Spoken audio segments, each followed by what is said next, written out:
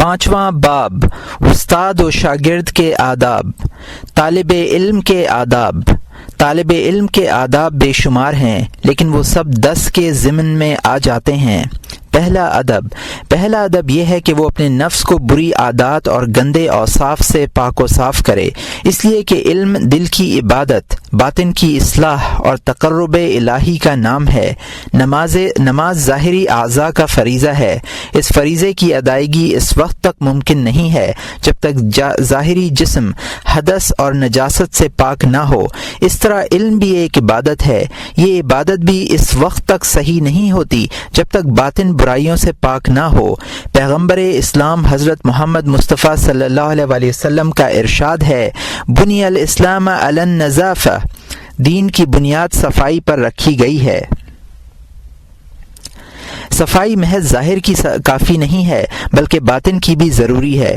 ارشاد باری تعالی ہے، انما المشرکون نجس، پارہ نمبر 10، رکوع نمبر 10، آیت نمبر 15۔ مشرک لوگ بوجائے عقائد خبیثہ کے نرے ناپاک ہیں۔ اس آیت میں یہ بتلانا مقصود ہے کہ طہارت اور نجاست کا تعلق محض ظاہر جسم سے یا دیکھنے سے نہیں ہے بلکہ باطن بھی ظاہر یا نجس ہو سکتا ہے۔ مشرک بعض اوقات ستھرے کپڑے پہنے ہوئے ہوتا ہے، نہایا ہوا ہوتا ہے، مگر اس کا باطن نجاستوں سے آلودہ ہوتا ہے۔ نجاست اس چیز کو کہتے ہیں جس سے بچا جائے۔ ظاہر کی نجاستوں کے مقابلے میں باطن کی نجاست سے بچنا زیادہ اہم ہے، اس لیے کہ وہ اس وقت محض نجاست ہیں، لیکن باطن کی نجاستیں ہلاکت پر منتہی ہوتی ہیں۔ حضرت صلی اللہ علیہ وآلہ وسلم ارشاد فرماتے ہیں، لا تدخل الملائکہ بیتا فیہ کلب، یہ بخاری اور مسلم کی حدیث ہے۔ فرشتے اس گھر میں داخل نہیں ہوتے جس میں کتا ہو۔ دل انسان کا گھر ہے، اس میں فرشتوں کی آمد و رفت رہتی ہے۔ غضب، شہوت، کینہ، حسد، کبر اور عجب وغیرہ عادات بھونکنے والے کتے ہیں۔ جس دل میں یہ کتے ہوں گے تو فرشتوں کا گزر کیسے ہوگا؟ دل میں علم کا نور صرف فرشتوں کے ذریعے پہنچتا ہے، چنانچہ قرآن کریم میں ہے، وَمَا كَانَ لِبَشَرٍ أَن يُكَلِّمَهُ اللَّهُ إِلَّا وَحْيًا أَوْ مِن وَرَاءِ حِجَابٍ أَوْ يُرْسَلَ رَسُولًا فَيُوحِيَ بِإِذْنِهِ مَا يَشَاءُ، پارہ نمبر 25، رکوع نمبر 6، آیت نمبر 51۔ اور کسی بشر کی حالت موجودہ میں یہ شان نہیں کہ اللہ تعالیٰ اس سے کلام فرمائے مگر 3 طریق سے، یا تو الہام سے، یا حجاب کے باہر سے، یا کسی فرشتے کو بھیج دے کہ وہ خدا کے حکم سے جو خدا کو منظور ہوتا ہے پیغام پہنچا دیتا ہے۔ اس آیت سے معلوم ہوا کہ اللہ تعالیٰ کی طرف سے علم کی روشنی لانے والے فرشتے ہیں۔ یہ فرشتے جو اس اہم کام کے لیے مقرر ہیں خود بھی پاک و طاہر ہوتے ہیں اور وہی جگہ دیکھتے ہیں جو پاک ہو۔ انہی دلوں کو اللہ کی رحمت کے خزانوں سے بھرتے ہیں جو پاک و صاف ہوں۔ ہم یہ نہیں کہتے کہ مذکورہ بالا حدیث میں گھر سے مراد انسان کا دل اور کتے سے مراد مذموم عادتیں ہیں، اس لیے کہ اس طرح باطنیہ فرقے کے لوگ ہم پر یہ اعتراض کرنے میں حق بجانب ہوں گے کہ جس بات سے تم ہمیں روکتے ہو خود اس پر عمل کرتے ہو۔ ہم یہ کہتے ہیں کہ حدیث کے ظاہری لفظوں کے معنی میں تبدیلی کیے بغیر باطنی معنی مراد لینے میں کوئی حرج نہیں ہے۔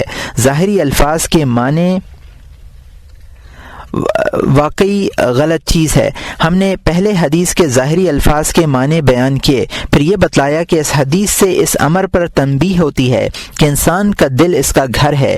بری عادتیں کتوں کی طرح ہیں، جس طرح کتوں کی موجودگی میں فرشتے گھروں میں داخل نہیں ہوتے، اسی طرح بری عادتوں کی موجودگی میں بھی فرشتے دلوں میں علم کا نور نہیں پہنچاتے۔ یہ جو کچھ عرض کیا گیا بطور عبرت ہے، اس لیے کہ علماء اور خدا کے نیک بندوں کا طریقہ یہی ہے کہ وہ جو کچھ کسی دوسری چیز سے متعلق سنتے ہیں اسے اسی حد تک محدود نہیں رکھتے بلکہ خود نصیحت کرتے ہیں۔ مثلا اگر کوئی صاحب عقل آدمی کسی دوسرے شخص کو مصائب و تکالیف میں مبتلا دیکھتا ہے تو وہ اس سے عبرت پکڑتا ہے، یہ سوچتا ہے کہ ہم بھی مصیبتوں کا شکار ہو سکتے ہیں۔ دنیا میں انقلاب آتا ہی رہتا ہے، دوسرے کا حال دیکھ کر اپنا جائزہ لینا اور پھر دنیا کے متعلق سوچنا ہی عبرت ہے۔ اس سے اچھی عبرت اور کیا ہو سکتی ہے؟ اسی اصول کی روشنی میں مخلوق کے بنائے ہوئے گھر کا اللہ کے بنائے ہوئے گھر سے موازنہ کیجیے، پھر یہ دیکھیے کہ کتے اور بری عادتوں میں کیا وجہ اشتراک ہے۔ ظاہر ہے کہ کتے کو اس کی درندگی اور نجاست کی وجہ سے برا کہا جاتا ہے اور نہ کہ اس کی شکل و صورت کی وجہ سے۔ یہی حال روح کی برائیوں کا ہے۔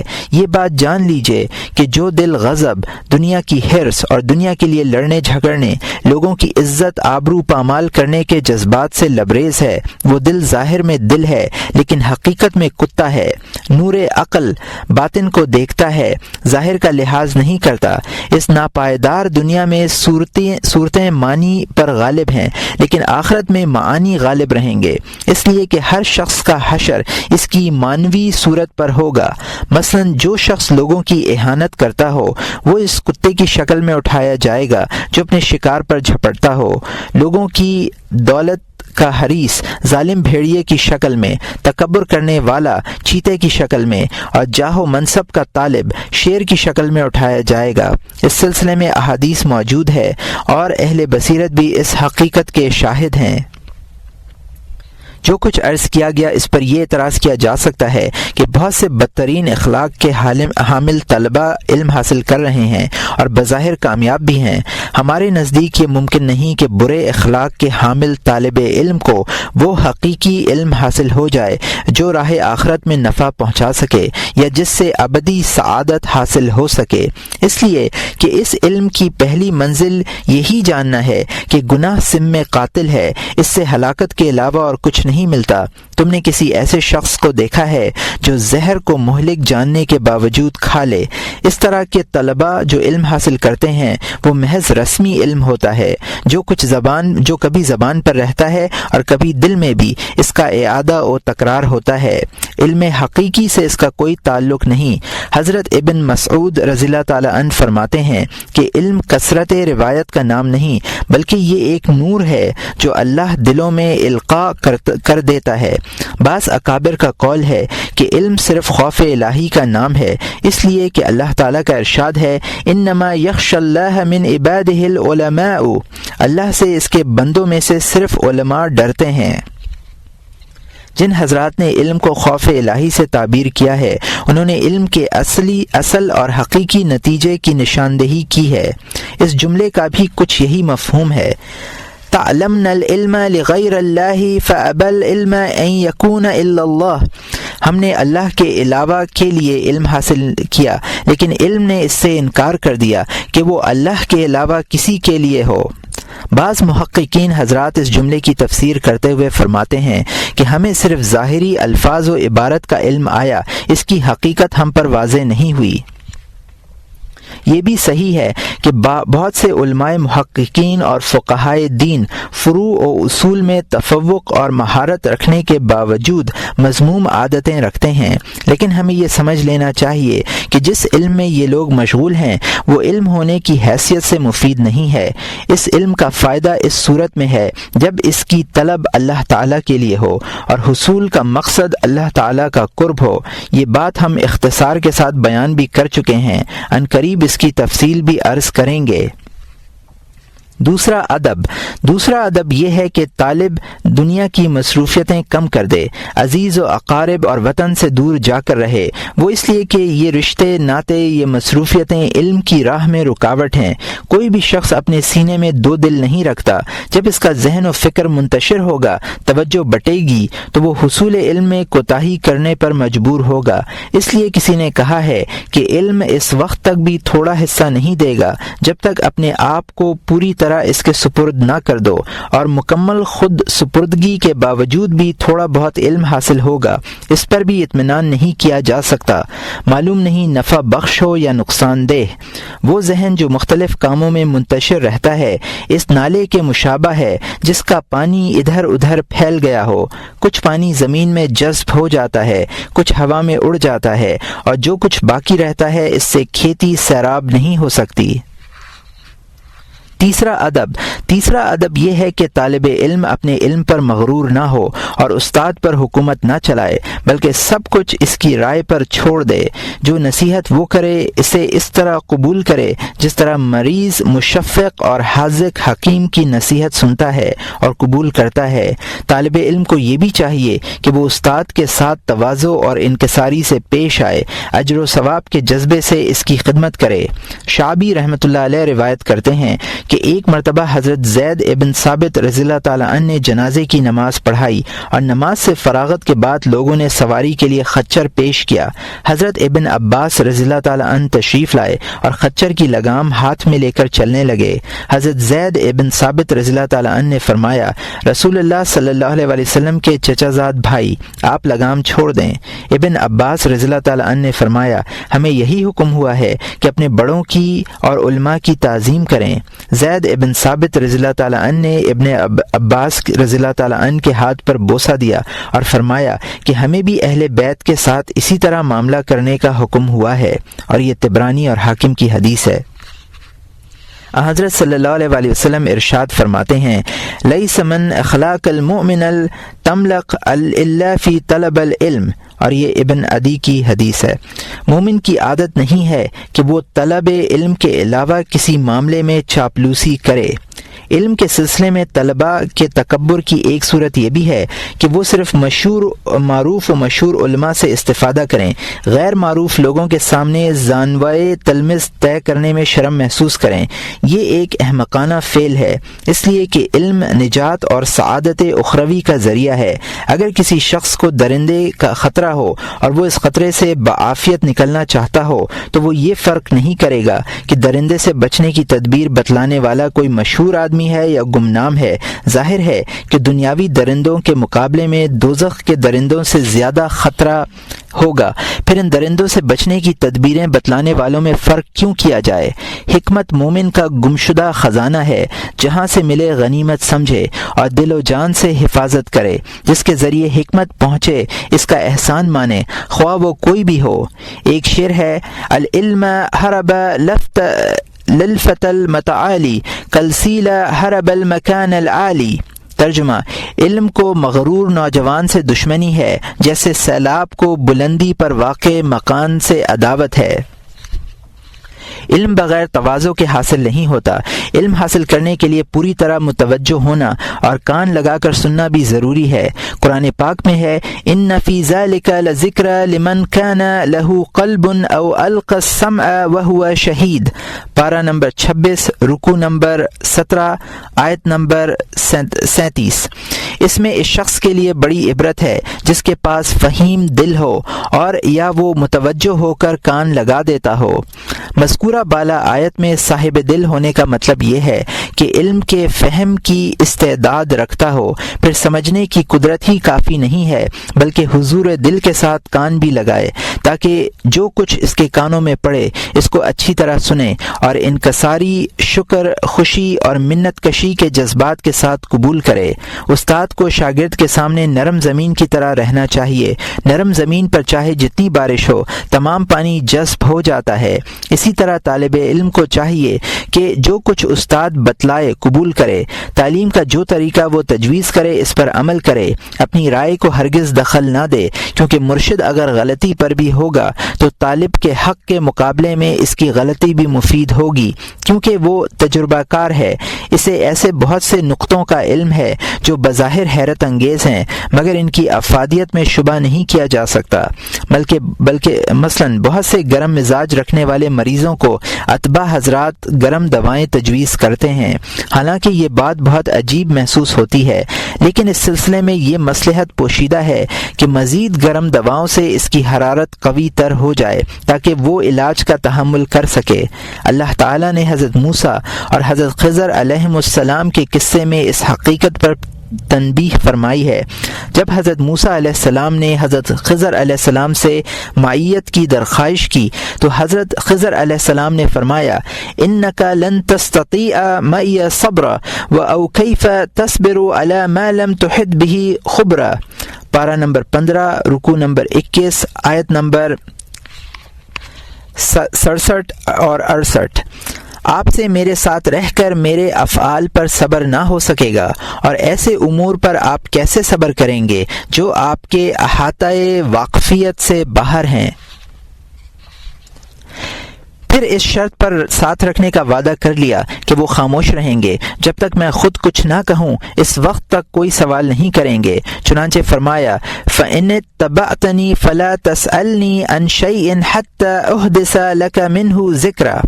پارہ نمبر 15 رکوع نمبر 21 آیت نمبر 20۔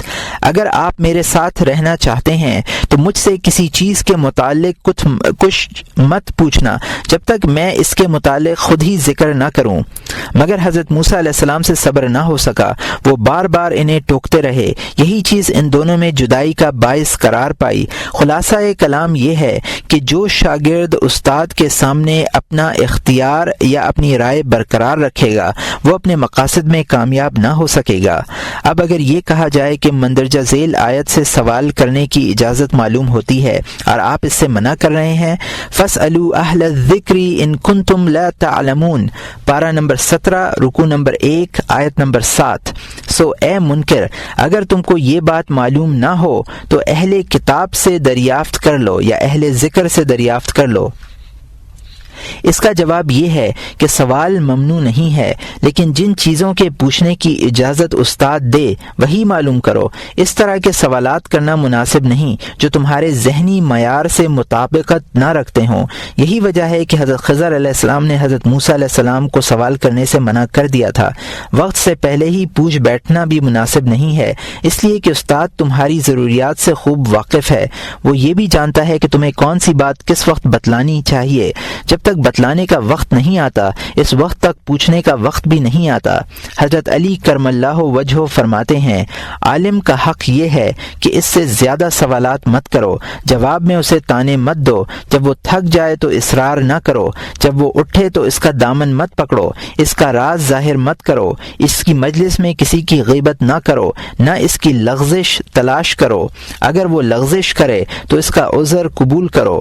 جب تک وہ اللہ تعالیٰ کے دین کی حفاظت کرتا رہے تم اس کی تعظیم کرو، اس کے آگے مت بیٹھو۔ اگر وہ کوئی کام بتلائے تو اسے انجام دینے میں سبقت کرو۔ چوتھا ادب یہ ہے کہ طالب علم تعلیم کے ابتدائی مراحل میں اختلافی باتیں سننے سے پرہیز کرے، خواہ وہ علم دنیا حاصل کر رہا ہو یا علم آخرت، اس لیے کہ اختلافی مسائل سننے سے مبتدی طالب علم کا ذہن پریشان ہو جاتا ہے، عقل حیران ہو جاتی ہے، اور وہ یہ محسوس کرنے لگتا ہے کہ شاید وہ اپنے مقصد میں کامیاب نہیں ہو سکے گا، بلکہ مناسب یہ ہے کہ ابتداً کوئی ایک اچھا طریقہ اختیار کر لے، اس کے بعد دوسرے مذاہب اور شبہات کا علم حاصل کرے۔ لیکن اگر استاد خود ایک طریقے کا پابند نہ ہو بلکہ نقل مذاہب اس کی عادت ہو تو ایسے استاد سے دور رہنا چاہیے، اس لیے کہ اس کے ذریعے ہدایت کم گمراہی زیادہ نصیب ہوگی۔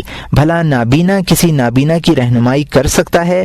ایسا شخص خود وادی حیرت میں ہے، دوسرے کو اس سے نجات کیسے دلا سکے گا؟ مبتدی طالب علم کو شبہات سے روکنے میں وہی مصلحت ہے جو نو مسلم کو کفار سے ملنے سے منع کرنے میں ہے۔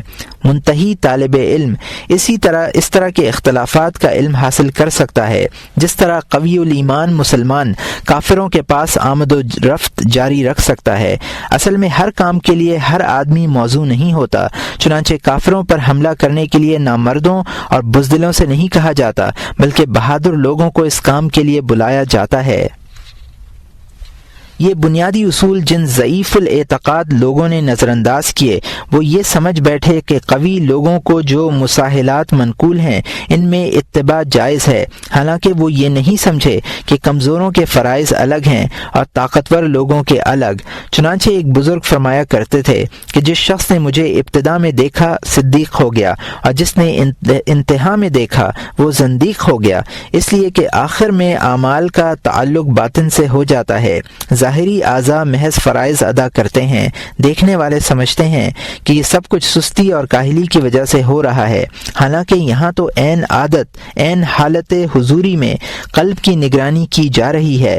ذکر جو افضل ترین عمل ہے مسلسل ہو رہا ہے۔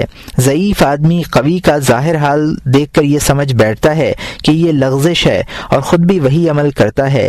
اس کی حالت ایسے شخص کے مشابہ ہے جو اس ایک مشکیزہ پانی میں تھوڑی سی نجاست ملا دے اور یہ عذر کرے کہ سمندر میں اس سے 1000 گنا زیادہ نجاست ملا دیتے ہیں، جب وہ اس مشکیزے سے کہیں زیادہ بڑا ہے۔ جب سمندر کے لیے اس کی اجازت ہو سکتی ہے تو مشکیزے کے لیے بطریق اولا اس کی اجازت ہونی چاہیے۔ اس شخص کو یہ معلوم نہیں کہ سمندر اپنی قوت اور وسعت کی بنا پر نجاست کو پانی بنا لیتا ہے اور پانی کے غلبے سے نجاست بھی اس کی طرح ہو جاتی ہے، جبکہ مشکیزہ میں نجاست پانی پر غالب آ جاتی ہے اور اسے بھی نجس کر دیتی ہے۔ یہی وجہ ہے کہ حضرت صلی اللہ علیہ وسلم کے لیے وہ جائز تھے جو دوسروں کے لیے نہیں۔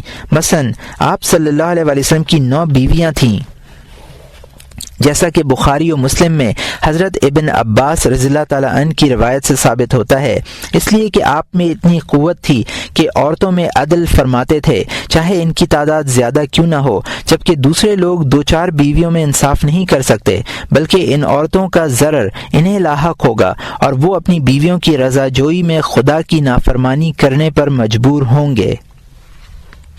پانچواں ادب یہ ہے کہ طالب علم بہترین علوم میں سے کوئی علم دیکھے بغیر نہ چھوڑے۔ اولاً ان کی بنیادی مقاصد اور مبادیات کا علم کافی ہے، پھر اگر زندگی وفا کرے تو ان میں کمال بھی پیدا کیا جا سکتا ہے، ورنہ جو اہم ہو اس میں وقت لگائے اور کمال حاصل کرے اور باقی علوم میں سے تھوڑا تھوڑا حاصل کرے، اس لیے کہ علوم ایک دوسرے سے وابستہ اور ایک دوسرے کے معاون ہوتے ہیں۔ آج کل لوگ یہ عمدہ علوم محض اپنی عداوت کی وجہ سے نہیں سیکھتے، اور یہ عداوت بھی جہل پر مبنی ہے۔ جو چیز انسان کو حاصل نہیں ہو پاتی وہ اس کا دشمن بن جاتا ہے۔ اللہ تعالیٰ ارشاد فرماتے ہیں وَإِذَا لَمْ يَهْتَدُوا بِهِ فَيَقُولُونَ هَذَا إِفْكٌ قَدِيمٌ، پارہ نمبر 26 رکوع نمبر 2 آیت نمبر 11۔ اور جب ان لوگوں کو قرآن سے ہدایت نصیب نہ ہوئی تو یہ کہیں گے کہ یہ قدیمی جھوٹ ہے۔ کسی شاعر کا شعر ہے وَمَن يَكَ ذَافٍ مَرِيدٍ یجد مرا بہل ماء زلالہ، ترجمہ جس کا منہ مرض کی طرف سے کڑوا ہوا ہے اسے آب شیریں بھی کڑوا لگتا ہے۔ یہ عمدہ علوم جس کا ذکر کیا جا رہا ہے اپنے مرتبے کے مطابق طالب علم کو خدائے تعالیٰ کی راہ کا سالک بنا دیتے ہیں یا سلوک کی راہ میں اس کی اعانت کرتے ہیں۔ یوں ہر علم کے ذریعے سے قربت بھی حاصل کی جا سکتی ہے اور بعد بھی، اور جو لوگ ان علوم سے واقف ہیں میدان جہاد میں مورچوں کے محافظوں کی طرح ہیں، ہر ایک کا ایک مرتبہ ہے۔ آخرت میں اسے اس کے مرتبے کے مطابق اجر ملے گا، بشرط یہ کہ اس نے اپنے علم کے ذریعے رضائے خداوندی کی نیت کی ہو۔ چھٹا ادب یہ ہے کہ فنون علم میں سے کسی فن کو دفتن اختیار نہ کرے، بلکہ اس میں بھی ترتیب ملحوظ رکھے۔ اس فن کا جو حصہ اہم ہو اس سے ابتدا کرے، اس لیے کہ عمر عام طور پر تمام علوم کے لیے کافی نہیں ہوتی۔ اس لیے احتیاط اسی میں ہے کہ ہر علم کا عمدہ حصہ حاصل کرے، تھوڑے پر قانع ہو جائے، زیادہ کی ہوس نہ کرے، اور اس علم سے جس قدر قوت حاصل ہوتی ہے اسے اس علم کی تکمیل میں صرف کر دے، جو اعلیٰ ترین علم ہے، یعنی علم آخرت کی دونوں قسمیں، معاملہ اور مکاشفہ۔ معاملے کی انتہا مکاشفہ ہے اور مکاشفے کی غایت اللہ تعالیٰ کی معرفت ہے۔ علم مکاشفہ سے ہماری مراد وہ اعتقاد نہیں جسے لوگ آباء و اجداد سے سنتے آئے ہوں یا زبانی یاد کرتے آئے ہوں، نہ اس سے مراد علم المناظرہ ہے جس کی غایت یہی ہے کہ فریق مخالف کے سامنے وہ عبارت آرائی ہو کہ وہ اعتراض نہ کر سکے۔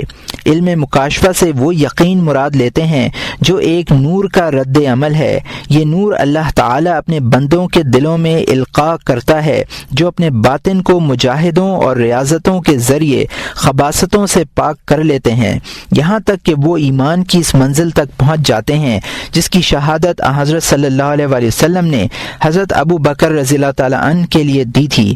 ایمان ابی بکر الذی لو وزن بایمان العالمین لرجہ، ابن عدی اور بحقی کی حدیث ہے۔ ابو بکر کا ایمان وہ ہے کہ اگر تمام دنیا کے ایمان سے تولا جائے تو ان کا پلڑا بھاری رہے گا۔ حضرت ابو بکر رضی اللہ تعالیٰ عنہ اور دوسرے صحابہ کے ایمان میں افضلیت کے اس فرق کی حقیقت اس طرح سمجھیے کہ عامی اور متکلم کے عقائد یکساں ہوتے ہیں، لیکن متکلم کو عامی پر اس لیے فضیلت ہوتی ہے کہ وہ ان عقائد میں بحث کرنے کی اہلیت رکھتا ہے، بلکہ ان کی فضیلت عامی پر متکلم کی فضیلت سے مختلف تھی۔ یہ فضیلت انہیں اس راز کی وجہ سے حاصل تھی جو ان کے سینے میں ڈالا گیا تھا۔ ہمیں اس شخص پر حیرت ہے جو حضرت صلی اللہ علیہ وسلم سے اس طرح کی باتیں سننے اور انہیں صوفیہ کی یاوہ گوئی کہہ کر حقارت سے کر دے۔ یہ ایک غیر معقول بات ہے۔ اسے اس طرح کے امور میں بھی غور و فکر کرنا چاہیے، ورنہ ذرا سی غفلت سے راس المال یعنی ایمان ضائع ہو جاتا ہے۔ تمہیں اس راز کی معرفت حاصل کرنی چاہیے جو فقہا اور متکلمین کے سرمایہ علم سے خارج ہے۔ اس کی معرفت تمہیں اس وقت حاصل ہو سکتی ہے جب تم اس کی طلب میں تن و من سے مصروف ہو جاؤ۔ خلاصہ کلام یہ ہے کہ تمام علوم میں اشرف ترین علم اور تمام علوم کا مقصد حقیقی اللہ تعالیٰ کی معرفت ہے۔ یہ ایک دریا ہے جس کی گہرائی معلوم نہیں۔ اس سلسلے میں سب سے بڑا درجہ انبیاء کو حاصل ہے، پھر اولیاء اللہ کو۔ روایت ہے کہ متقدمین حکماء میں سے 2 حکیموں کی تصویر کسی مسجد میں نظر پڑی۔ ہر ایک کے ہاتھ میں کاغذ کا ایک ٹکڑا تھا۔ ایک ورق پر عبارت تھی کہ اگر تم نے تمام کام اچھی طرح انجام دیے تو یہ مت سمجھو کہ تم نے واقعی اچھے کام کیے ہیں جب تک اللہ کی معرفت ہو اور یہ نہ معلوم ہو کہ وہ مسبب الاسباب ہے، تمام چیزوں کا خالق ہے اور موجد ہے۔ اور دوسرے ورق پر یہ الفاظ تھے کہ خدا تعالی کی معرفت سے پہلے میں پانی پیا کرتا تھا، لیکن جب سے اللہ کی معرفت نصیب ہوئی پانی پیے بغیر ہی سیراب رہتا ہوں۔ 7واں ادب یہ ہے کہ اس وقت تک کسی فن میں مشغول نہ ہو جب تک اس سے پہلے والے فن کی اچھی طرح تکمیل نہ کر لے، اس لیے کہ علوم میں ایک ترتیب ہے، ایک علم دوسرے علم کا راستہ ہے۔ توفیق یافتہ وہی شخص ہے جو اس ترتیب کا لحاظ رکھے۔ اللہ تعالیٰ کا ارشاد ہے الذین آتیناہم الکتاب یتلونہ حق تلاوتہ، پارہ نمبر 1 رکوع نمبر 14 آیت نمبر 121۔ جن لوگوں کو ہم نے کتاب یعنی توریت و انجیل دی بشرط یہ کہ وہ اس کی تلاوت اس طرح کرتے رہے جس طرح کہ تلاوت کا حق ہے۔ آیت کا مطلب یہی ہے کہ جب تک وہ ایک فن یعنی تلاوت کو علم و عمل کے اعتبار سے مکمل نہیں کر لیتے آگے نہیں بڑھتے۔ طالب علم کو چاہیے کہ جس علم کا ارادہ کرے اس سے آگے کے علم تک ترقی کرنے کی نیت بھی کر لے۔ وہ علم جس میں علماء کا اختلاف ہو یا وہ علم جس میں کسی عالم سے غلطیاں واقع ہو گئی ہوں یا وہ اس علم کے مطابق عمل نہ کرتا ہو تو محض ان وجوہات کی بنا پر کسی علم کو برا نہیں کہنا چاہیے۔ جیسا کہ بعض لوگ معقولات اور فقہیات کا مطالعہ نہیں کرتے، ان کا کہنا یہ ہے کہ اگر ان علوم کی کوئی اصل بھی ہوتی تو ان کے ماہر علماء سے واقف ہوتے۔ اپنی کتاب معیار العلم میں ہم اس شبے کا جواب لکھ چکے ہیں۔ بعض لوگ طبیب کی غلطیوں کی بنا پر طب کو غلط سمجھنے لگتے ہیں۔ کسی نجومی کی پیش گوئیاں اگر اتفاقاً صحیح ثابت ہو جائیں تو علم نجوم کو صحیح تصور کرتے ہیں۔ بعض لوگ نجومی کی پیشن گوئیاں صحیح ثابت نہ ہونے پر اس علم کو لغو قرار دیتے ہیں۔ یہ سب لوگ غلطی پر ہیں۔ ان لوگوں کو یہ چاہیے کہ ہر شے کی حقیقت سمجھ لیں۔ کوئی بھی شخص کسی علم کی تمام جزیات کا احاطہ نہیں کر سکتا۔ اس لیے حضرت علی کرم اللہ وجہہ ارشاد فرماتے تھے کہ حق کو لوگوں سے مت سمجھو بلکہ پہلے حق سمجھ لو، حق والوں کو خود جان جاؤ گے۔ 8واں ادب، طالب علم کو چاہیے کہ وہ علوم کی افضلیت و شرف کے اسباب معلوم کرے۔ علم کی افضلیت و شرف کے 2 حقیقی سبب ہوتے ہیں، پہلا نتیجہ یا ثمرہ، دوسرا دلائل کی پختگی۔ مثلا علم دین اور علم طب کا جائزہ لیجئے۔ علم دین کا ثمرہ ابدی زندگی ہے اور علم طب کا ثمرہ دنیاوی زندگی ہے۔ اس اعتبار سے علم دین افضل ہوا کیونکہ علم دین کا ثمرہ اعلیٰ و افضل ہے۔ علم حساب اور علم نجوم کا موازنہ کیجیے۔ حساب کے دلائل زیادہ مضبوط ہیں، اس لیے کہ علم حساب علم نجوم سے افضل ہے۔ افضل ہے۔ اگر علم طب اور علم حساب کا موازنہ کیا جائے تو اول الذکر ثمرہ کے اعتبار سے اور ثانی الذکر دلائل کی قوت کے اعتبار سے اعلیٰ و افضل ہے۔ پھر یہ حقیقت بھی پیش نظر رہے کہ دلائل کے مقابلے میں ثمرات کا لحاظ رکھنا زیادہ اہمیت رکھتا ہے، اس لیے طب حساب سے افضل ہے، اگرچہ علم طب کی بنیاد اندازوں اور قیاسات پر ہوتی ہے۔ اس تفصیل سے ظاہر ہوا کہ تمام علوم سے افضل اللہ تعالی کا، ملائکہ کا، کتابوں اور رسولوں کا علم ہے، اور وہ علم ہے جو ان علوم کا ذریعہ ہو۔ اس لیے اب تمہیں صرف اس علم کی حرص کرنی چاہیے، دوسرے علوم کی نہیں۔ نواں ادب یہ ہے کہ ابتدا میں اپنے باطن کو فضائل سے مزین اور آراستہ کرنا طالب علم کا مقصود ہو، اور انجام کے اعتبار سے یہ مقصد ہو کہ اس علم کے ذریعے سے اسے اللہ تعالیٰ کی قربت، ملائکہ مقربین اور ملائے اعلیٰ کی ہمسائیگی حاصل ہوگی۔ علم حاصل کرنے کا مقصد طلب جاہ و مال نہ ہو، اور نہ یہ ہو کہ پڑھ کر بے وقوف لوگوں سے مناظرہ کروں گا، اپنے ہمسروں پر فخر کروں گا۔ جو شخص علم کے ذریعے تقرب الہی چاہتا ہو، اسے صرف وہ علم حاصل کرنا چاہیے جو اس کے مقصد سے قریب تر ہو، یعنی علم آخرت کا طالب ہو، لیکن اس کے لیے مناسب نہیں کہ وہ علم الفتاوی، علم النحو اور علم اللغت جیسے علوم کو حقارت کی نظر سے دیکھے جو کتاب و سنت کے متعلق ہیں، یا ان علوم کو برا سمجھے جن کا ذکر ہم نے مقدمات اور مہمات میں کیا ہے اور ان کو فرض کفایہ قرار دیا ہے۔ ہم نے علماء آخرت کی تعریف میں مبالغہ کیا ہے، اس کا مطلب یہ نہیں کہ دیگر علوم برے ہیں۔ جو لوگ ان علوم کے عالم ہیں، ان کی مثال ان مجاہدین کی سی ہے جو براہ راست لڑنے کے بجائے مورچوں پر اور گھاٹیوں اور راستوں پر حفاظت کرتے ہیں۔ کچھ لڑنے والے کو پانی پلاتے ہیں، کچھ سواریوں کی حفاظت اور خدمت کرتے ہیں۔ ان میں سے کوئی بھی شخص ثواب سے محروم نہیں، بشرط یہ کہ اس کی نیت اعلی کلمت اللہ ہو، یہ نہ ہو کہ مال غنیمت حاصل ہو۔ اللہ تعالیٰ کا ارشاد ہے، یرفع اللہ الذین آمنوا منکم والذین اوتوا العلم درجات، پارہ نمبر 28، رکوع نمبر 2، آیت نمبر 11۔ اللہ تعالیٰ اس حکم کی اطاعت سے تم میں ایمان والوں کے اور ایمان والوں میں ان لوگوں کے جن کو علم دین عطا ہوا ہے اخروی درجے بلند کرے گا۔ ہم درجات عند اللہ، پارہ نمبر 4، رکوع نمبر 8، آیت نمبر 163۔ یہ مذکورین درجات میں مختلف ہوں گے اللہ تعالیٰ کے نزدیک۔ حاصل کلام یہ ہے کہ اہل علوم کی فضیلت اعتباری اور اضافی ہے۔ مثلا صرافوں کو بادشاہوں کی بنسبت کم رتبہ دیا جائے تو یہ مطلب نہیں کہ وہ جاروب کشوں کے مقابلے میں بھی کم تر ہیں۔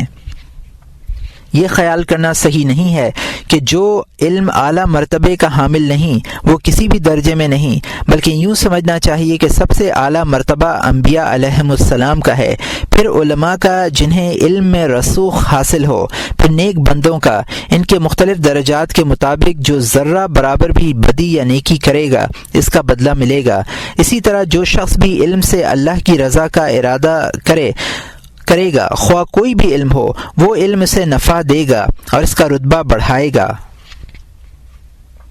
10واں ادب یہ ہے کہ اصل مقصود سے علم کا تعلق دریافت کرے۔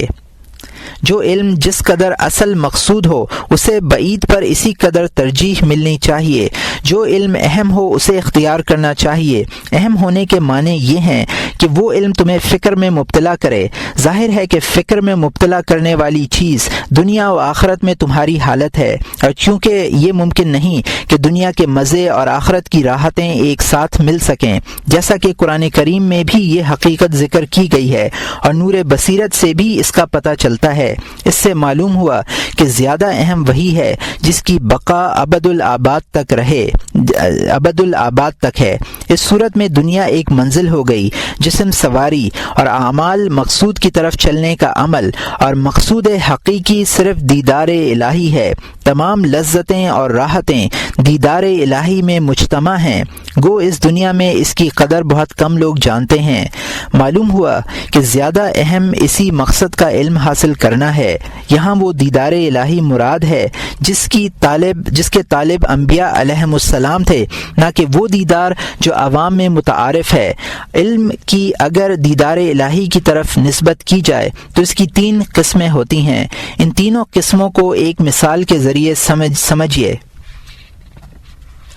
کسی غلام سے یہ کہا جائے کہ اگر تو حج کرے گا اور ارکان حج کی ادائیگی صحیح طور پر کرے گا تو آزاد بھی ہوگا اور تجھے حکومت بھی ملے گی، اور اگر تو حج کی تیاری کرے گا اور سفر بھی شروع کر دے گا مگر کسی رکاوٹ کی وجہ سے تکمیل نہ کر سکے گا تو غلامی کی قید سے نجات ملے گی، آزاد ہوگا مگر سلطنت نہیں ملے گی۔ اب مذکورہ غلام کو 3 کام کرنے ہیں۔ پہلا، سامان سفر یعنی سفر کا انتظام کرنا، زاد راہ مہیا کرنا وغیرہ۔ دوسرا، وطن سے جدا ہو کر منزل مقصود کے لیے روانہ ہونا۔ تیسرا، اعمال حج میں مشغول ہونا اور ایک ایک رکن ترتیب سے ادا کرنا۔ ان تینوں حالتوں سے فارغ ہونے، طواف وداع کرنے اور احرام کھولنے کے بعد یہ غلام آزادی اور سلطنت دونوں کا مستحق قرار پائے گا۔ صرف یہی نہیں بلکہ اسے دوسری حالتوں میں بھی اجر و ثواب ملے گا۔ سامان سفر کی تیاری سے لے کر آخر تک، آغاز سفر سے انتہا تک اور ارکان حج کی ابتدا سے تکمیل تک، اس کے لیے بہت سے درجات ہیں۔ ظاہر ہے کہ جس شخص نے سفر کی تیاری شروع کی اس کا درجہ اس شخص کے مقابلے میں کم ہے جس نے سفر کا آغاز کر دیا ہے۔ سفر کی ابتدا کرنے والے کا درجہ ارکان میں مشغول ہونے والے کے مقابلے میں کم ہے۔ جب یہ مثال معلوم ہو چکی تو اب یہ سمجھیے کہ علوم کی بھی 3 قسمیں ہیں۔ کچھ وہ علوم ہیں جنہیں زاد راہ اور سواری وغیرہ کے مشابہ قرار دیا جا سکتا ہے، جیسے علم طب اور علم فقہ، یا وہ علوم جن کا تعلق جسم کے دنیاوی مصالح سے ہے۔ کچھ وہ ہیں جو جنگل میں سفر کرنے، گھاٹیوں اور دریاؤں کو عبور کرنے کے مشابہ ہیں۔ ان علوم کا تعلق صفات سے ہے جس سے بدن کی نجاستیں دور ہوتی ہیں۔ ان علوم میں ان دشوار گزار راہوں کا طے کرنا بھی ہے جن سے توفیق یافتہ لوگوں کے علاوہ اگلے پچھلے سبھی عاجز تھے۔ ان کا علم حاصل کرنا ایسا ہے جیسے راستوں کی سمتوں اور منزلوں کا جان لینا، اور جس طرح سفر میں محض راستے کی سمتوں اور منزلوں کی واقفیت کافی نہیں بلکہ اس پر چلنا بھی ضروری ہے۔ اسی طرح اخلاق فاضلہ کا علم، اخلاق فاضلہ کا صرف علم کافی نہیں ہے جب تک ان پر عمل نہ کیا جائے۔ تیسری قسم حج اور ارکان حج کے مشابہ ہے، یعنی خدا تعالی کی ذات و صفات، ملائکہ کی صفات اور افعال کا علم، اور ان امور کا علم جس کا ذکر ہم نے علم مکاشفہ کے ضمن میں کیا ہے۔ اصل رہائی اور سعادت اس علم کے بعد حاصل ہوتی ہے، مگر رہائی یعنی سلامتی تو ہر سالک طریق کو حاصل ہوتی ہے، بشرط یہ کہ اس کا مقصد سلوک حق ہو، لیکن سعادت صرف عارفین کو نصیب ہوتی ہے، یہی لوگ مقرب ہوتے ہیں۔ انہی پر جوار خداوندی میں رحمت و راحت، ریحان اور جنت نعیم کا انعام ہوتا ہے۔ جو لوگ کمال کے مرتبے تک نہیں پہنچ سکے انہیں صرف نجات اور سلامتی حاصل ہوتی ہے۔ چنانچہ اللہ تعالی ارشاد فرماتے ہیں، فَأَمَّا إِن كَانَ مِنَ الْمُقَرَّبِينَ فَرَوْحٌ وَرَيْحَانٌ وَجَنَّةُ نَعِيمٍ وَأَمَّا إِن كَانَ مِنْ أَصْحَابِ الْيَمِينِ فَسَلَامٌ لَكَ مِنْ أَصْحَابِ الْيَمِينِ۔ پارہ نمبر 27، رکوع نمبر 16، آیت نمبر 88 سے 91 تک۔ پھر جو شخص مقربین میں سے ہوگا اس کے لیے تو راحت ہے اور غذائیں ہیں اور آرام کی جنت ہے، اور جو شخص داہنے والوں میں سے ہوگا تو اس سے کہا جائے گا کہ تیرے لیے امن و امان ہے کہ تو داہنے والوں میں سے ہے۔ اور وہ لوگ جو مقصد کی طرف متوجہ نہیں ہوئے یا حصول مقصد کے لیے کمر بستہ نہیں ہوئے، یا کمر بستہ ہوئے مگر تسلیم و بندگی کے نقطۂ نظر سے نہیں بلکہ کسی دنیاوی غرض کے لیے ہوئے، تو وہ لوگ اصحاب شمال میں ہوں گے۔ ایسے لوگ گمراہ ہوں گے۔ ان کے بارے میں ارشاد فرمایا گیا، فَنُزُلٌ مِّنْ حَمِيمٍ وَتَصْلِيَةُ جَحِيمٍ۔ پارہ نمبر 27، رکوع نمبر 16، آیت نمبر 93 اور 94۔ تو کھولتے ہوئے پانی سے اس کی دعوت ہوگی اور دوزخ میں داخل ہونا ہوگا۔ جاننا چاہیے کہ علم میں رسوخ رکھنے والے علماء کے یہاں اصحاب شمال اور اصحاب یمین کے درجات کا یہ اختلاف اور اصحاب یمین مقربین میں مراتب کا فرق حق الیقین کا درجہ رکھتا ہے، یعنی انہوں نے باطن کی آنکھ سے اس کا مشاہدہ کیا ہے جو ظاہری آنکھوں کے مشاہدے کے مقابلے میں کہیں زیادہ مکمل اور واضح ہے، اور اس کی مثال اس شخص کی سی ہے جسے کوئی خبر معلوم نہ ہو وہ اس کو سچ سمجھے، جسے کوئی خبر معلوم ہو وہ اس کو سچ سمجھے، پھر آنکھ سے دیکھ لے اور اس کا یقین کرے۔ دوسروں کا حال ایسا ہے کہ وہ اعتقاد اور ایمان کی پختگی کی وجہ سے خبر کی تصدیق کر دیتے ہیں مگر انہیں اس کا مشاہدہ نصیب نہیں ہوتا۔ اس تقریر کا حاصل یہ ہے کہ اصل سعادت علم مکاشفہ کے بعد ہے اور علم مکاشفہ علم معاملہ کے بعد ہے، یعنی مکاشفہ راہ آخرت پر چلنے، صفات کی گھاٹیاں عبور کرنے کے بعد حاصل ہوتا ہے۔ اخلاق رذیلہ کو مٹانے کی راہ پر چلنا علاج کے طریقے اور تدبیریں جاننے کے بعد ہے، اور یہ بدن کی سلامتی اور صحت پر موقوف ہے، اور بدن کی سلامتی ایک دوسرے کے تعاون سے حاصل ہوتی ہے۔ اس اجتماعی معاشرت سے روٹی، کپڑا اور مکان حاصل ہوتا ہے۔ اس کا تعلق حاکم بادشاہ سے ہے۔ لوگوں کو منظم رکھنے کے سلسلے میں اس کا قانون فقیہ سے متعلق ہے، اور صحت کا تعلق طبیب سے ہے۔ یہ ہے اصل مقصود تک پہنچنے کا تدریجی سفر۔ جن لوگوں نے فقہ کی طرف اشارہ کرتے ہوئے یہ کہا ہے کہ علم صرف دو ہیں، علم بدن اور علم دین، انہوں نے مروج ظاہری علوم مراد لیے ہیں، باطنی علوم مراد نہیں لیے۔ اب ہم اس کی وجہ لکھتے ہیں کہ علم طب اور فقہ کو بمنزلہ تیاری سفر، زاد راہ اور سواری کیوں قرار دیا گیا ہے؟ معلوم ہونا چاہیے کہ خدا تعالی کی قربت حاصل کرنے والا دل ہے، بدن نہیں، اور دل سے ہماری مراد گوشت کا وہ لوتھڑا نہیں جسے ہم آنکھوں سے دیکھتے ہیں، بلکہ وہ ایک لطیفہ ہے، اللہ کے اسرار میں سے ایک سر ہے جس کا ادراک حواس کے ذریعے نہیں کیا جا سکتا۔ کبھی اس کو روح کہتے ہیں، کبھی نفس مطمئنہ کہتے ہیں۔ شرع نے اس کی تعبیر کے لیے دل کا لفظ استعمال کیا ہے، اس لیے کہ دل اس راز کی اولین سواری ہے، اس کے ذریعے سے تمام بدن اس کا آلہ اور اس کی سواری بن رہا ہے۔ اس راز کا حال پوری طرح علم مکاشفہ کے ذریعے معلوم ہوتا ہے۔ یہ راز ایسا نہیں کہ افشاں کیا جا سکے اور نہ اس کے اظہار کی اجازت ہے، صرف اتنا بتلانے کی اجازت ہے کہ وہ ایک نفیس جوہر اور قیمتی گوہر ہے جو محسوس اجسام کی بنسبت اعلیٰ و اشرف ہے۔ یہ ایک امر الہی ہے، چنانچہ اللہ تعالیٰ کا ارشاد ہے وَيَسْأَلُونَكَ عَنِ الرُّوحِ قُلِ الرُّوحُ مِنْ أَمْرِ رَبِّي، پارہ نمبر 15، رکوع نمبر 10، آیت نمبر 85۔ اور یہ لوگ آپ سے روح کے بارے میں پوچھتے ہیں، آپ فرما دیجئے کہ روح میرے رب کے حکم سے بنی ہے۔ یہاں تو مخلوقات کی نسبت اللہ کی طرف ہوتی ہے، اور امر اور خلق دونوں اللہ ہی کے لیے ہیں، لیکن امر خلق کے مقابلے میں اشرف و افضل ہے۔ جوہر نفیس جو خدا تعالی کی امانت کا بوجھ سنبھالے ہوئے ہے، رتبے میں آسمان، زمینوں اور پہاڑوں پر فوقیت رکھتا ہے کہ انہوں نے اس امانت کا بار اٹھانے سے انکار کر دیا ہے اور وہ خوف میں مبتلا ہو گئے۔ روح عالم امر سے ہے، لیکن اس کا مطلب یہ نہیں کہ یہ قدیم ہے۔ جو شخص روح کے قدیم ہونے کا دعویٰ کرتا ہے وہ جاہل ہے، غلط فہمی کا شکار ہے۔ ہم روح کے قدیم یا حادث ہونے کی تفصیل میں نہیں جانا چاہتے، اس لیے اس بحث کا ہمارے موضوع سے کوئی تعلق نہیں ہے۔ ہم یہ بیان کر رہے تھے کہ وہ لطیفہ جسے دل کہتے ہیں تقرب الہی کی صحیح کرتا ہے، اس لیے کہ امر رب سے ہے، خدا تعالی ہی اس کا مصدر ہے، وہی اس کا مرجع ہے۔ بدن اس لطیفے کی سواری ہے جس پر سوار ہو کر وہ چلتا ہے۔ خدا کی راہ میں لطیفے کے لیے بدن کی حیثیت وہی ہے جو حج کے راستے میں بدن کے لیے اونٹنی کو حاصل ہے، یا اس مشک کو حاصل ہے جس میں پانی بھرا رہتا ہے، اور بدن راستے میں اس کی ضرورت محسوس کرتا ہے۔ ہے۔ غرض یہ کہ وہ عمل جس کا مقصد بدن کی مصلحت ہو وہ سواری کی مصلحتوں میں داخل ہے۔ ظاہر ہے کہ بدن سے بھی بدن کی بہتری مقصود ہے، بدن کی نگہداشت کے لیے اس کی ضرورت پیش آتی ہے۔ فرض کیجئے اگر دنیا میں انسان اکیلا ہوتا تو کیا تعجب تھا کہ فقہ کی ضرورت نہ پڑتی، لیکن کیونکہ اس کی پیدائش ہی اس طرح ہوئی کہ تنہا زندہ نہیں رہ سکتا، زندہ رہنے کے لیے جن چیزوں کی ضرورت پیش آتی ہے وہ سب ایک آدمی مہیا نہیں کر سکتا۔ کھانے کے لیے کھیت جوتنا، بونا، پیسنا، پکانا، لباس اور رہائش کے مسائل حل کرنا، ان سب کاموں کے لیے آلات بنانا وغیرہ۔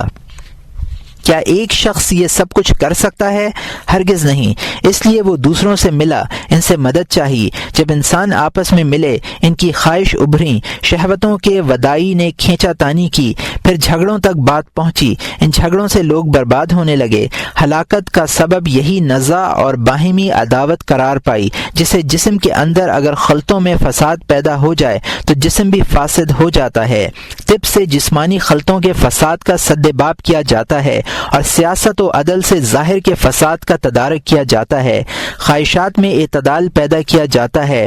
خلطوں کو اعتدال پر رکھنے کی تدبیروں کا علم طب سے حاصل ہوتا ہے، اور معاملات میں لوگوں کے احوال کو معتدل رکھنے کا طریقہ فقہ سے آتا ہے۔ یہ دونوں علم بدن کی حفاظت کے لیے ہیں اور بدن لطیفہ قلب کی سواری ہے۔ جو شخص صرف علم فقہ اور علم طب میں لگا رہے، اپنے نفس پر مجاہدہ نہ کرے، وہ اس شخص کی طرح ہے جو صرف اونٹنی کو گھاس دانہ کھلاتا رہے یا مشکیزے میں پانی بھرتا رہے، حج کے راستے میں قدم نہ رکھے۔ جو شخص زندگی بھر ان الفاظ کی باریکیوں میں کھویا رہے جو فقہ کے مباحث اور مناظروں میں ملتے ہیں، وہ اس شخص کی طرح ہے جو شخص تمام عمر وسائل حج مہیا کرنے میں لگا رہے یا سفر حج کے لیے مشکیزے کی اصلاح و مرمت میں مصروف رہے۔ علم مکاشفہ کے طریقے پر چلنے والے علماء کے مقابلے میں فقہا کی حالت حج کی راہ میں چلنے والوں کے مقابلے میں حج کی تیاری میں مشغول رہنے والے کی حالت سے مشابہ ہے۔ ہم نے جو کچھ عرض کیا ہے اس میں غور و فکر کرو اور اس شخص کی نصیحت قبول کرو جو تم سے اپنی نصیحت کا معاوضہ طلب نہیں کرتا اور وہ اس نصیحت پر خود بھی عمل پیرا ہے۔ تمہیں یہ چیز محنت شاقہ کے بغیر حاصل نہیں ہوگی۔ عوام اور خواص سے علیحدہ ہونے کے لیے پوری جرت کا مظاہرہ کرنا پڑے گا، ان کی پیروی سے باز رہنا ہوگا۔ طالب علم کے لیے اتنے ہی آداب کافی معلوم ہوتے ہیں۔ استاد کے آداب۔ جاننا چاہیے کہ علم کے باب میں آدمی کی 4 حالتیں ہیں، جیسا کہ مال کے سلسلے میں بھی اس کو 4 مرحلوں سے گزرنا پڑتا ہے۔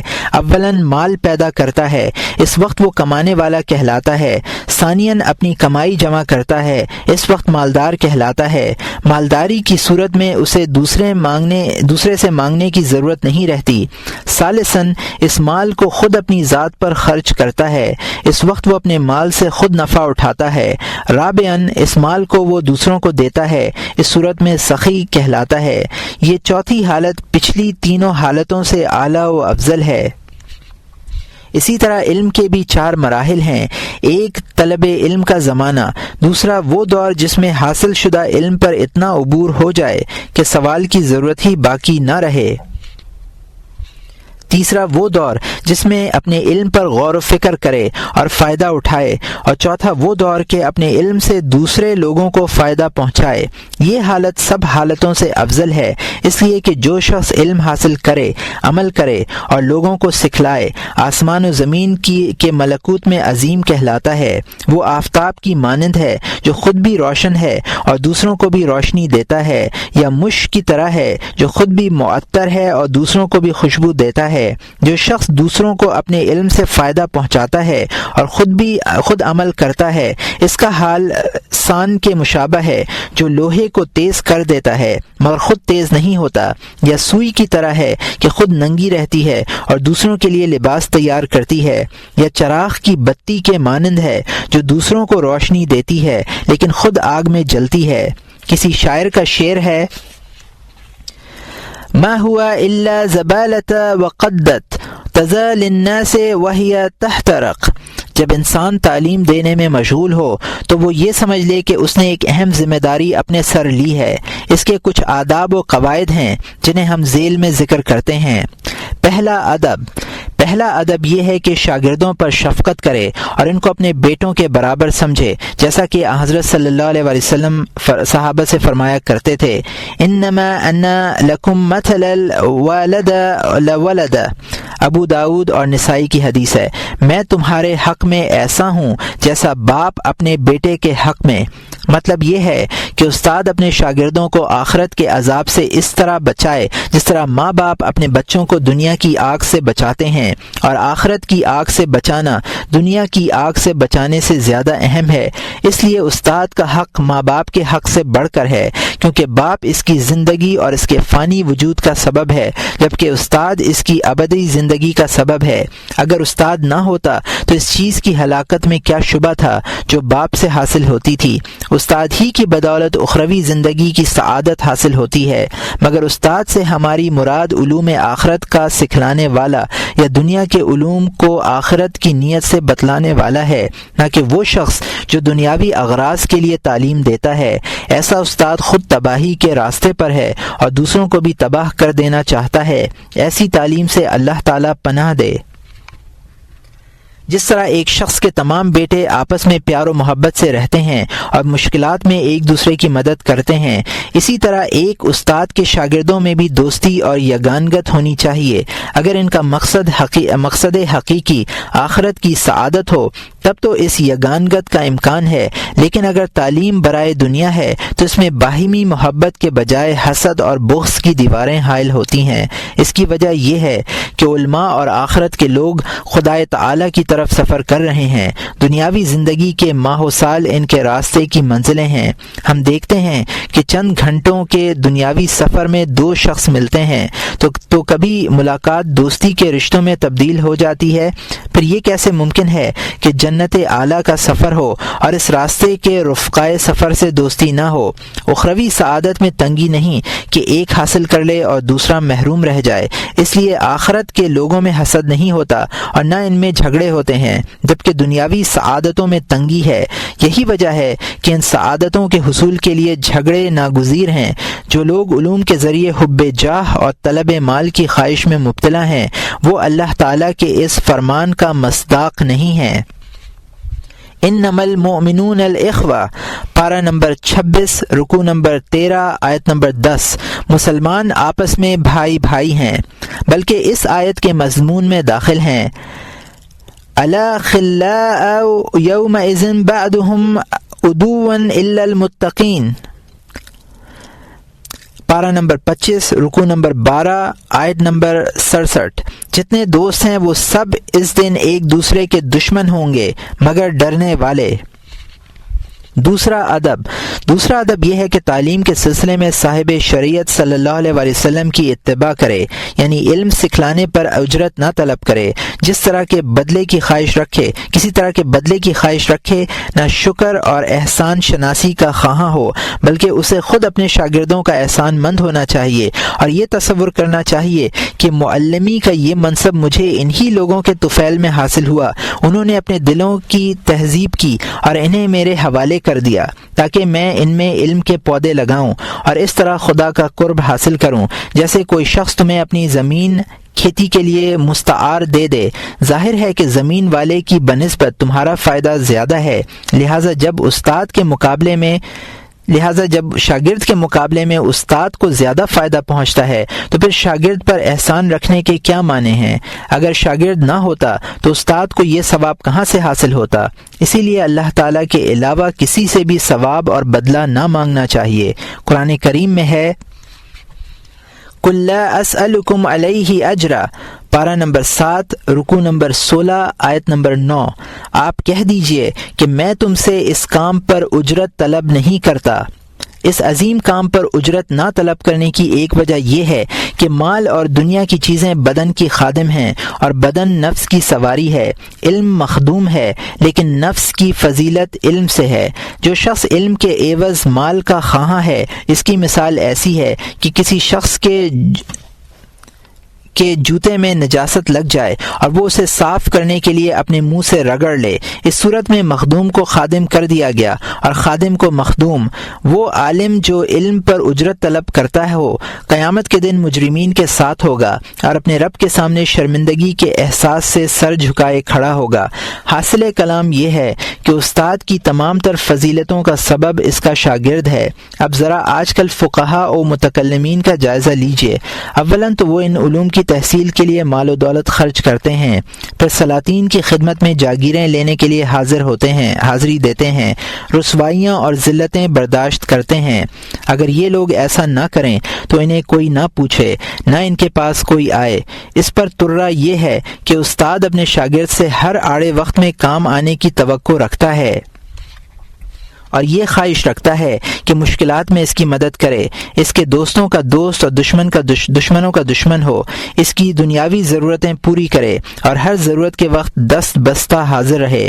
اگر شاگرد ان امور میں ذرا سی بھی کوتاہی کرتا ہے تو استاد صاحب زندگی کے لیے ساری زندگی کے لیے اس کے دشمن بن جاتے ہیں۔ اس طرح کے علماء انتہائی کمینے اور خسیس ہوتے ہیں، یہ اپنی قدر و منزلت خود کراتے ہیں، پھر اس پر خوش ہوتے ہیں۔ یہ لوگ اپنے اس دعوے میں شرم بھی محسوس نہیں کرتے کہ ہمارا مقصد تعلیم، اشاعت علم اور فروغ دین ہے۔ تیسرا ادب یہ ہے کہ شاگرد کی نصیحت میں کوئی دقیقہ فروغ گذاشت نہ کرے۔ مثلا اگر یہ دیکھے کہ اس کا شاگرد کسی لیاقت اور استعداد کے بغیر ہی منصب اور بلندی اور درجات کا خواہاں ہے، یا علم ظاہری کی تحصیل سے پہلے علم باطن میں مشغول ہونا چاہتا ہے، تو اسے منع کر دے۔ اسے یہ بھی بتلائے کہ علوم کے طلب تقرب الہی کے لیے کرے، حکومت اور جاہ و مال کی طلب کے لیے نہیں۔ اس کی جتنی مذمت ممکن ہو کرے تاکہ اس کے ذہن میں علم کے دنیاوی مقاصد کی برائی راسخ ہو جائے۔ فاجر عالم کی اصلاح مشکل سے ہوتی ہے۔ اگر استاد شاگرد کے رجحان سے یہ پتہ لگا لے کہ وہ دنیا کے لیے علم حاصل کرنا چاہتا ہے تو اسے یہ بھی معلوم کرنا چاہیے کہ وہ کون سا علم سیکھنا چاہتا ہے۔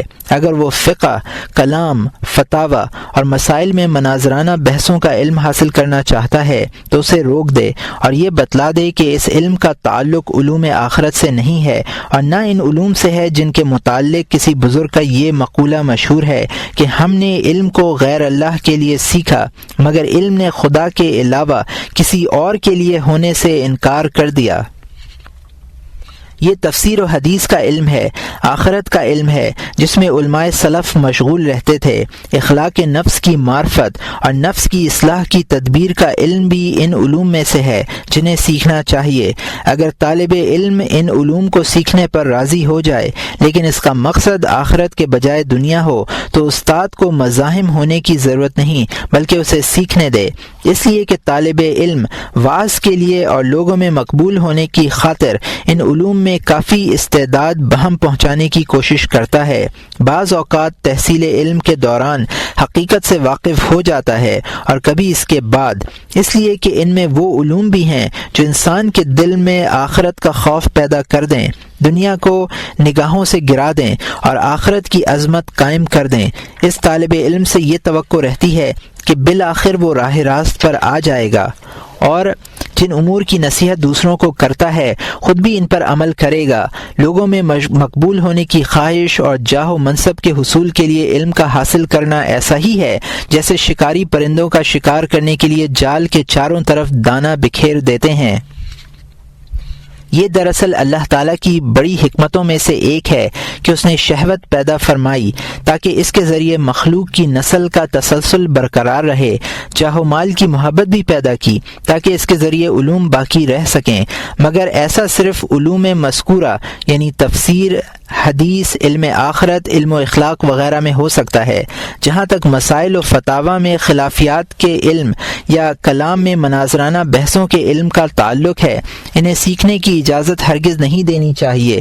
اس لیے جب طالب علم ان علوم کی تحصیل میں مشغول ہوتا ہے تو انہی کا ہو رہتا ہے، دوسرے علوم سے اعراض کرتا ہے، اس کا دل پتھر کا ہو جاتا ہے، غفلت پیدا ہو جاتی ہے اور گمراہی بڑھ جاتی ہے، مگر وہ لوگ اس عذاب سے محفوظ رہتے ہیں جنہیں اللہ اپنی رحمت سے بچا لے، یا وہ لوگ ان علوم کے ساتھ ساتھ کوئی حقیقی علم دین بھی حاصل کر لیں۔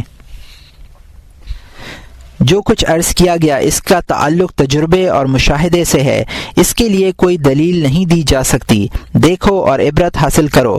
ایک مرتبہ سفیان ثوری رحمۃ اللہ علیہ کو کسی نے ملول اور رنجیدہ دیکھا۔ اس نے ملال کا سبب دریافت کیا۔ فرمایا، ہم لوگ دنیا داری کے لیے تجارت گاہ بن گئے ہیں۔ لوگ ہمارے پاس آتے ہیں، علم حاصل کرتے ہیں، جب پڑھ لکھ کر واپس جاتے ہیں تو کوئی ان میں سے قاضی بن جاتا ہے، کوئی عامل اور کوئی ناظم مالیات بن جاتا ہے۔ جو کچھ عرض کیا گیا۔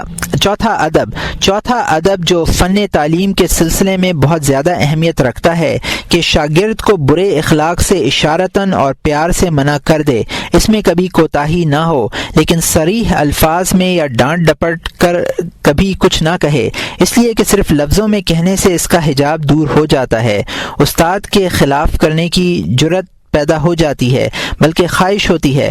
استادوں کے استاد حضرت صلی اللہ علیہ وآلہ وسلم ارشاد فرماتے ہیں، لو منع الناس ان فت البعر لفتوى وقالوا ما نهينا عنه الا وفيه شيء۔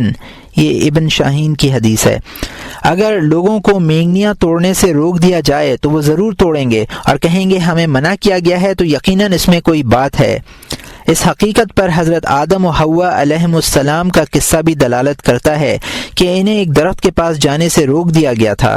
یہ قصہ ہم نے اس لیے ذکر نہیں کیا کہ آپ بھی ایسا ہی کریں، بلکہ محض نصیحت حاصل کرنے کے لیے اس کا تذکرہ کیا ہے۔ صاف طور پر منع نہ کرنے میں ایک حکمت یہ بھی ہے کہ طالب علم ذہین اور مہذب ہوتے ہیں، وہ کنایات سے بھی معنی نکال لیتے ہیں اور مطلب سمجھ جانے پر خوش ہوتے ہیں، اور یہ خوشی انہیں عمل کی طرف راغب کرتی ہے تاکہ دوسروں پر اس کی دانائی مخفی نہ رہے۔ پانچواں ادب یہ ہے کہ استاد اپنے شاگرد کے سامنے زیر تعلیم علم سے بلند تر علوم کی مذمت نہ کرے، جیسا کہ لغت پڑھانے والوں کو علم فقہ کی برائی کرنے کی عادت ہوتی ہے۔ فقہ کی تعلیم دینے والا علم حدیث اور علم تفسیر کی برائیاں بیان کرتا ہے اور کہتا ہے کہ ان علوم کا تعلق محض نقل سے ہے، سننے سے ہے۔ یہ علوم بوڑھیوں کو زیب دیتے ہیں، عقل کو ان میں دخل نہیں۔ کلام والا فقہ سے نفرت کرتا ہے اور کہتا ہے کہ فقہ مستقل علم نہیں بلکہ ایک فرع ہے جس میں عورتوں کے حیض و نفاس کے مسائل بیان کیے جاتے ہیں۔ بھلا فقہ متکلم کی برابری کیسے کر سکتا ہے؟ اس اساتذہ میں یہ عادتیں اچھی نہیں ہیں، ان سے پرہیز کرنا ضروری ہے۔ بلکہ اگر استاد صرف ایک علم کی تعلیم پر مامور ہو تو اسے شاگرد کو دوسرے معلوم سیکھنے کے مواقع بھی بہم پہنچانے چاہیے، اور اگر کئی علوم سکھلانے پر مامور ہو تو ان میں ترقی کا لحاظ رکھنا چاہیے تاکہ شاگرد ادنا سے اعلیٰ تک ترقی کر سکے۔ چھٹا ادب یہ ہے کہ بیان کرنے میں شاگرد کی عقل اور فہم کا معیار پیش نظر رکھے، ایسی باتیں بیان کرنے سے گریز کرے جنہیں وہ سمجھنے سے قاصر ہو۔ جب طالب علم کوئی بات نہیں سمجھ پاتا تو وہ اپنے ذہن کے افلاس کا ماتم کرتا ہے یا اس کی عقل خبت ہو جاتی ہے۔ اس سلسلے میں حضرت صلی اللہ علیہ وسلم کے اسوہ پر عمل کرنا چاہیے۔ ارشاد ہے، نحن معاشر الانبیاء امرنا ان تنزل الناس منازلہم وتکلمہم علی قدر عقولہم۔ یہ ابو داؤد کی حدیث ہے۔ ہم انبیاء کی جماعتیں ہیں، ہمیں حکم دیا گیا ہے کہ ہم لوگوں کو ان کے مرتبوں پر رکھیں اور ان کی عقلوں کے مطابق ان سے گفتگو کریں۔ فرمان نبوی کا تقاضا یہ ہے کہ شاگرد کے سامنے اس وقت تک کوئی بات نہ کہے جب تک یہ یقین نہ ہو کہ شاگرد اسے سمجھ لے گا۔ حضرت صلی اللہ علیہ وآلہ وسلم کا ارشاد ہے، ما أحد يحدث قوما بحديث لا تبلغ عقولهم إلا كان فتنة على بعضهم۔ اور یہ ابو نعیم کی حدیث ہے، جب کوئی شخص کسی قوم کے سامنے ایسی بات کہتا ہے جسے ان لوگوں کی عقلیں سمجھنے سے قاصر ہوں تو وہ بات ان میں سے کچھ لوگوں کے لیے فتنہ بن جاتی ہے۔ حضرت علی رضی اللہ تعالیٰ عنہ نے اپنے سینے کی طرف اشارہ کر کے فرمایا کہ ان میں بہت سے علوم ہیں بشرط یہ کہ ان کا کوئی سمجھنے والا ہو۔ مطلب یہ ہے کہ ان علوم کا اس لیے اظہار نہیں کرتا کہ ان کا کوئی سمجھنے والا نہیں ہے۔ حضرت علی رضی اللہ تعالیٰ عنہ نے بالکل صحیح فرمایا ہے، اس لیے کہ عقل مند لوگوں کے قلوب اسرار و معارف کا گنجینہ ہے۔ اس سے معلوم ہوا کہ عالم کو یہ بات زیب نہیں دیتی کہ جو کچھ اسے معلوم ہو وہ ہر شخص سے بتلا دے۔ یہ اس صورت میں ہے جبکہ طالب علم سمجھتا ہو لیکن استفادے کی اہلیت نہ رکھتا ہو، اور اگر سمجھتا ہی نہ ہو تو بطریق اولا اس کا ذکر مناسب نہیں ہے۔ حضرت عیسیٰ علیہ السلام فرماتے ہیں کہ جواہر خنزیر کی گردن میں مت ڈالو، حکمت جوہر کے مقابلے میں زیادہ قیمتی ہے، یہ نااہل کے کیسے سپرد کی جا سکتی ہے۔ کسی بزرگ کا ارشاد ہے کہ ہر شخص کو اس کی عقل کے معیار پر رکھو اور اس کے فہم کے مطابق گفتگو کرو تاکہ تم اس سے محفوظ رہو اور وہ تم سے نفع اٹھا سکے۔ اگر اس کے معیار سے بلند گفتگو کرو گے تو وہ اس کا متحمل نہیں ہو سکے گا۔ کسی شخص نے ایک عالم سے کوئی بات دریافت کی، وہ عالم خاموش رہا۔ سائل نے کہا، من کتم علما نافعا جاء یوم القیامت ملجم بالجام من نار، اور یہ ابن ماجہ کی حدیث ہے، جس نے نفع دینے والا علم چھپایا قیامت کے روز اس حال میں آئے گا کہ اس میں آگ کی لگام ہوگی۔ عالم نے جواب میں کہا، لگام رہنے دو اور یہاں سے چلتے بنو، کوئی میرے جواب کا سمجھنے والا آ گیا تو خود لگام پہنا دے گا۔ اللہ تعالیٰ کا ارشاد ہے، وَلَا تُؤْتُوا السُّفَهَاءَ أَمْوَالَكُمْ، بے وقوفوں کو اپنا مال مت دو۔ اس آیت کا بھی یہی مفہوم ہے کہ جس شخص کو علم نفع پہنچانے کے بجائے نقصان دے اسے علم سے دور رکھنا ہی بہتر ہے۔ جس طرح مستحق کو نہ دینا زیادتی ہے، اسی طرح غیر مستحق کو دینا بھی زیادتی ہے۔ ساتواں ادب یہ ہے کہ جب استاد کو اپنے کسی شاگرد کی کم عقلی اور ناسمجھی کا علم ہو جائے تو اسے وہ باتیں بتلائے جو واضح ہو اور اس کے لیے مناسب ہوں، مگر یہ ہرگز نہ کہے کہ اس ذیل میں کچھ دقیق باتیں بھی ہیں جو ہم نے تمہیں نہیں بتائیں۔ اگر طالب علم سے یہ بات کہہ دی گئی تو علم میں اس کا شوق کم ہو جائے گا، دل اچاٹ ہو جائے گا، ذہن پریشان ہوگا اور وہ یہ خیال کرے گا کہ مجھے بتلانے میں بخل سے کام لیا گیا ہے۔ وہ طالب علم کبھی یہ باور نہیں کر سکتا کہ میرا ذہن کمزور ہے، میں بہت سی باتیں سمجھنے سے عاجز ہوں، اس لیے کہ ہر شخص اپنے کو عقل کل سمجھتا ہے، حالانکہ سب سے بڑا احمق وہی ہے جو خود کو سب سے بڑا عقل مند تصور کرے۔ اس سے معلوم ہوا کہ کوئی عام شخص اگر صوم و صلات کا پابند ہو، سلف سے جو عقیدے منقول ہیں انہیں بلا شبہ و تعویل قبول کرتا ہے، اس کا باطن بھی درست ہو، لیکن اس کی عقل اس سے زیادہ کی متحمل نہ ہو، تو اس شخص کے عقائد میں انتشار پیدا کرنا صحیح نہیں ہے، بلکہ اسے اس کے کام میں مشغول رہنے دینا چاہیے۔ اس لیے کہ اگر اس کے سامنے مزید تفصیلات بیان کی جائیں گی تو وہ عوام کی سطح سے نکل جائے گا اور اپنی کم فہمی کے باعث خواص کے زمرے میں شامل نہ ہو سکے گا۔ شیطان اور اس کے درمیان جو حجاب تھا وہ اٹھ جائے گا، سرکش شیطان بن کر ابھرے گا، خود بھی ہلاک ہوگا اور دوسروں کو بھی ہلاک کرے گا۔ اس لیے کہ عوام کے سامنے پیچیدہ علوم بیان نہ کرنے چاہیے، بلکہ انہیں عبادات میں، اخلاق اور معاملات میں ایمانداری کی تلقین کرنی چاہیے۔ قرآن کے حکم کے مطابق جنت کی رغبت اور دوزخ کے خوف سے ان لوگوں کے دلوں کو بھر دینا چاہیے۔ ان کے سامنے کسی شبہ کا ذکر کرنا ٹھیک نہیں ہے، اس لیے کہ وہ شبہ ان کے ذہن میں خلش پیدا کرے گا اور کم فہمی کی وجہ سے یہ خلش دور نہیں ہو سکے گی، بلا وجہ ہلاکت میں مبتلا ہوں گے۔ آٹھواں ادب یہ ہے کہ استاد اپنے علم کے مطابق عمل کرتا ہو، ایسا نہ ہو کہ کچھ کہے کچھ اور کرے کچھ، اس لیے کہ علم کا ادراک بصیرت سے ہوتا ہے اور عمل کا مشاہدہ ظاہر کی آنکھ سے کیا جاتا ہے۔ اہل بصیرت کم ہیں اور آنکھیں رکھنے والے زیادہ ہیں۔ اگر استاد کے علم و عمل میں تضاد ہوگا تو اس کے ذریعے ہدایت نہ ہو سکے گی۔ جو شخص ایک چیز خود کھا رہا ہو اور دوسروں کو زہر قاتل کہہ کر منع کر رہا ہو تو لوگ اس کا حکم ماننے کے بجائے مضحکہ اڑائیں گے، الزامات دھریں گے، ان کی حرص میں اضافہ ہوگا اور یہ کہیں گے کہ اگر یہ چیز مزیدار نہ ہوتی تو آپ اسے استعمال کیوں کرتے؟ استاد اور شاگرد ایک دوسرے سے اس طرح ہم آہنگ ہیں جس طرح گیلی مٹی نقش سے یا سایہ لکڑی سے۔ جس چیز میں خود نقش نہ ہو تو وہ مٹی پر کیسے ابھرے گا؟ لکڑی اگر ٹیڑھی ہوگی تو اس کا سایہ سیدھا کیسے ہو سکے گا؟ اسی مضمون کو شاعر نے اس طرح ادا کیا ہے: لا تنہو عن خلق و تاتی بہ آر علیک فاذا فعلت عظیم۔ ترجمہ: مخلوق کو کسی ایسے کام سے منع مت کرو جسے تم کرتے ہو، اگر ایسا کرو گے تو یہ تمہارے لیے بڑی ہی شرم کی بات ہوگی۔ باری تعالی کا ارشاد ہے: اتأمرون الناس بالبر وتنسون انفسکم، پارہ نمبر 1 رکوع نمبر 5 آیت نمبر 24۔ کیا تم لوگوں کو نیکی کا حکم دیتے ہو اور اپنے آپ کو بھولتے ہو؟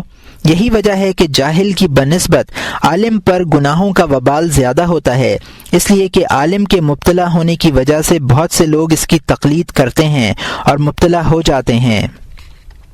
جو شخص کوئی غلط مثال قائم کرتا ہے اس پر خود اس کے عمل کا گناہ بھی ہوتا ہے اور ان لوگوں کا بھی جو اس کی تقلید کرتے ہیں۔ حضرت علی کرم اللہ وجہہ فرمایا کرتے تھے کہ 2 شخصوں نے مجھے سخت تکلیف پہنچائی ہے، ایک عالم نے جس نے اپنی عزت خاک میں ملا دی اور وہ علل اعلان گناہوں کا ارتکاب کر رہا ہے، دوسرے اس جاہل نے جو زاہد بننے کی کوشش میں مصروف ہے۔